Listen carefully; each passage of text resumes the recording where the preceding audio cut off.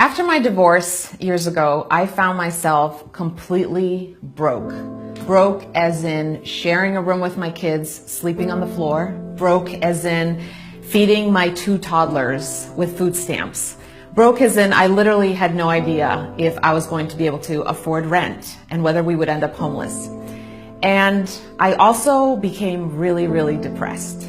I mean, really depressed.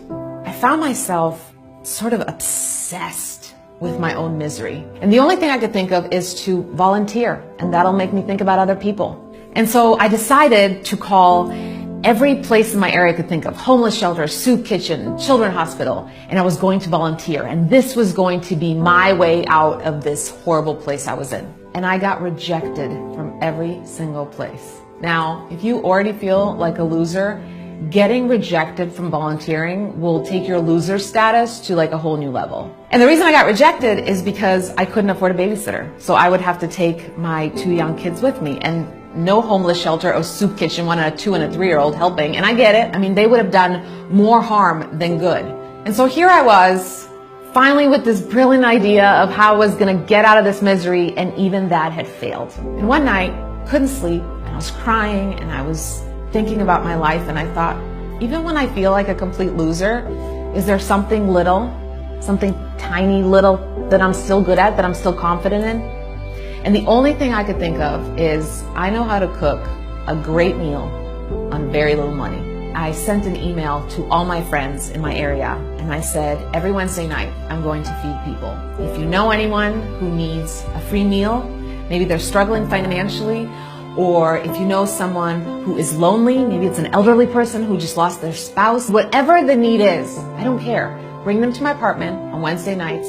I am going to feed people. So that first Wednesday night rolled around, and I went to one of my favorite places, the dollar store, because when you're poor, the dollar store makes you feel like you're rich, because you can buy more than like 2 items, which is amazing. And went to the grocery store and spent some of my food stamps on just anything I could find that was on sale. I wasn't trying to follow a recipe. I was just trying to create the biggest meal I could with very little money. And then all these negative thoughts started creeping up again.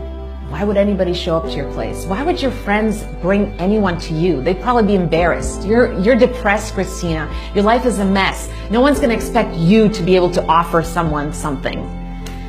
But 6 o'clock rolled around, and slowly people started coming in. Complete strangers started walking into my apartment and letting me feed them. And by the end of the night, I had fed a ton of strangers in my tiny little apartment on my tiny little budget with my tiny little kids. And I will never forget closing the door after that last person left and just sobbing. But for the first time in a long time, I wasn't sobbing tears of misery and desperation. I was crying like a broken little girl who just experienced her first glimmer of hope and of healing. And yes, life was still hard, and I was still sad, and there were still a lot of struggles. But I no longer felt defeated. And then the next day, I got emails from these strangers telling me how much my dinner meant to them.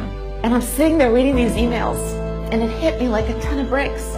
Even when I feel like a complete loser, even when my life feels like a crazy, chaotic mess, if I focus on the little things that I do have and can do, I can turn it into something bigger than I ever expected. And that's literally how I now approach everything in my life. I am done focusing on all the things I can't do and all the things I don't have, all that negative noise.